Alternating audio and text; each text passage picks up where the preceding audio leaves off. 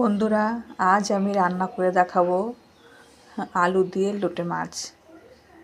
দেখো কেমন হয়, কেমন করে রান্না করি। এই তেল হয়ে গেছে গরম, এবার আলুগুলো দিয়ে দেবো, লাল লাল করে ভেজে নেব।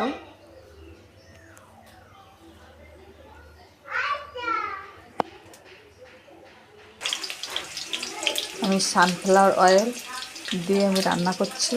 এই দিয়ে দেবো একটু লবণ,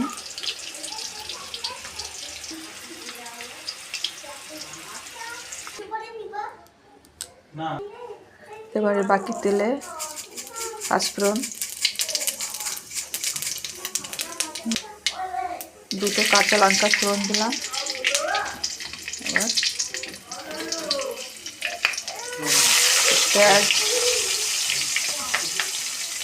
এগুলোকে আমি লাল লাল করে ভেজে নেব। পেঁয়াজ লাল লাল ভাজা হয়ে গেছে, এবার দিয়ে দিলাম রসুন কুচি।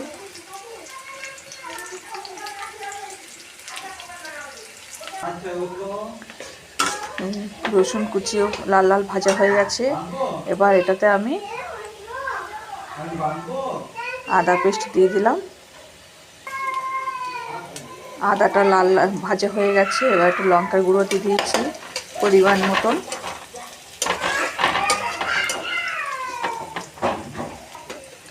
নুন হলুদ মাখানো লোটে মাছ এগুলো দিয়ে দিচ্ছি। এই যে দেখুন বন্ধুরা, সব কেমন হয়েছে রঙটা। এবার মাছটা সিদ্ধ হবে, এটাতে আমি এবার ভাজা আলুটা